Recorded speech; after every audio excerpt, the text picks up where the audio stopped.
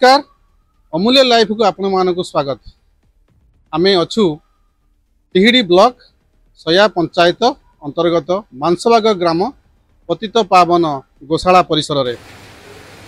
दर्शक बंधु यही पतित पावन गोशाला एक बेसरकारी संस्था। प्रधान व्यक्ति मानकर दान आउ मैनेजमेंट कमिटी मेंबर मानकर दान रे यही वृद्धाश्रम एवं गोशाला परिचालित होउछि। आम पाखरे अछंती यही वृद्धाश्रम और गोशालार संपादक दीपक बाबू एवं मैनेजमेंट ट्रस्टी एक्टिव मेंबर आम पाखरे उपस्थित अछंती। आसंतु यही गोशाला किपरि परिचालित होउछि पचारि बुझिबा। दीपक बाबू अमूल्य लाइव को आपन को स्वागत। प्रथम परिचय देबे आपन। दीपक कुमार बल पतित पावन वृद्धाश्रम गोशालार संपादक।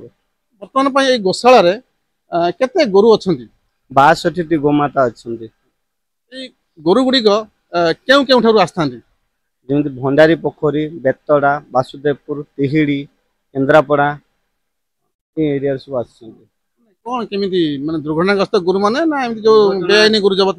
दुर्घटना एवं बेआईनी गुरु एक्सीडेंट भी अछंती। वर्तमान 62टा गुरु वर्तमान अछंती आपन ए गोशाला रे। प्रत्येक दिन ए गुरु मानक निमंते केते टका खर्च होइता अनुमानिक? 3000 रु 3500 टका खर्च होइता। 3000 रु 3500 अर्थात मासकु 62 हेले 70 30 30 90 लक्षे 5000 टका मासकु खर्च होउची।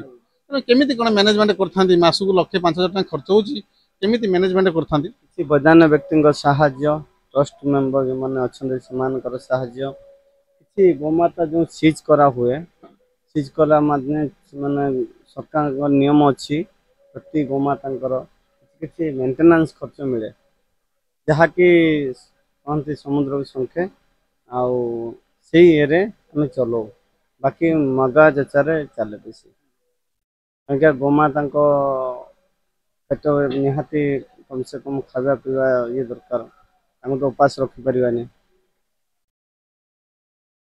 आगुरु तिहिडी अंचल रे गोशाला नथिला। तिहिडी अंचल रु जो बेआईनी गोरु चालान जबत करा जाउतला सेडा सब रानीताल भद्रक गोशाला को जाउथला। एबे एई बांसबागर गोशाला हला परे समस्त पिराहाट तिहिडी थाना जबत गुरु माने एठा को आसिक रहउचंती। तेनु माने तो बड़ समस्यार कथा। ए गोशाला संभालिया पई समान पाखरे अर्थ नाही। तेनु ए बदान व्यक्ति और मैनेजमेंट ट्रस्टी कमिटी पैसा रे ए गोशाला परिचालित हेउछि। आम पाखरे अछंती आउ जणे एई गोशालार जणे एक्टिव मेंबर आसंतु तांको विषय तांको सहित आलोचना हबा। सर आपको नमस्कार। नमस्कार, मेरा नाम सतीश शर्मा है, उत्तर प्रदेश का रहने वाला हूं और मैं ट्रस्ट का मेंबर भी हूं।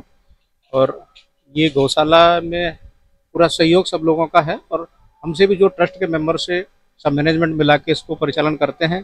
कुछ मांग जांच के जो होता है उससे भी काम चलता है। और आप सबसे अनुरोध है कि थोड़ा सा गौशाला के लिए कुछ न कुछ व्यवस्था होनी चाहिए और सरकार के माध्यम से भी कुछ न कुछ सुविधा मिलनी चाहिए।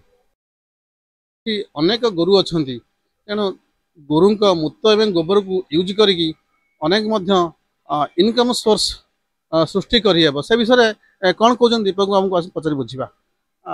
दीपक बाबू जो गोबर मूत्र किछि आपण तयारी करछन? नहीं मु यूरिन कलेक्शन करछि।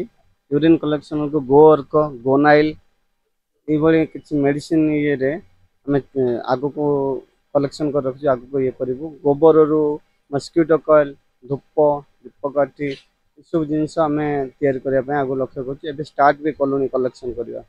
बर्मी कंपोस्ट तो ऑलरेडी चलती प्रोसेस करने।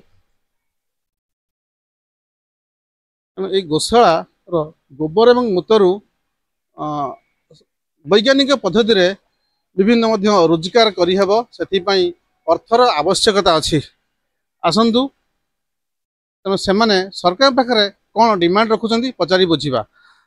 आपण सरकार को कौन सरकार पाखे कौन दाबी रखिए गोशाला बाबद? ଆମେ ଏହା ଦାବି ରଖିବୁ ଏଟା ତ ନିଜ ଇଏରେ କରିଛୁ ଜାଗା ହଉନି ଗୋମାତା ଯେତିକି ଅଛନ୍ତି 62ଟି ଗୋମାତା ତାଠୁ ଅଧିକା ରଖିପାରିବୁନି ଆମକୁ କିଛି ଜାଗାର ଆବଶ୍ୟକତା ଅଛି କିଛି ସରକାର ଜମି ଅନାବାଦୀ ବା ଗୋଚର ଯାହା ବି ଅଛି କିଛି ଯୋଗାଇ ଦେଲେ ଆମେ ଉପକୃତ ହୁଅନ୍ତୁ। ଲ୍ୟାଣ୍ଡ ଦରକାର ଲ୍ୟାଣ୍ଡ କେତେଭଳି ମାନେ ଗୋଶାଳା ପାଇଁ ଲ୍ୟାଣ୍ଡ କେତେଭଳି ଆବଶ୍ୟକତା ହୋଇଥାଏ ମିନିମମ୍ 50ଟା ଗୋମାତା ପାଇଁ 1 ଏକର 100 ଗୋମାତା ପାଇଁ 2 ଏକର 150 ଗୋମାତା ପାଇଁ 3 ଏକର। ତା ସହିତ ଅନ୍ୟାନ୍ୟ କ'ଣ ମାନେ ଏକୋମୋଡେସନ ପାଇଁ ଘର ପାଇଁ କ'ଣ ଆର୍ଥିକ ସହାୟତାର ଆବଶ୍ୟକତା ଅଛି ସରକାର କ'ଣ ଦାବି ରଖିବେ? ଜାଗା ଏବଂ ଘର ଆମକୁ ଆବଶ୍ୟକତା ଅଛି ତା ସହିତ କିଛି ଖାଦ୍ୟ ଯଦି ଯୋଗାଇ ଦିଅନ୍ତେ ଆମର ତାଙ୍କର ତ କିଛି ଦରକାର ନାହିଁ କୁଣ୍ଡା ଚୋକଡ଼ ଏସବୁ ଦରକାର।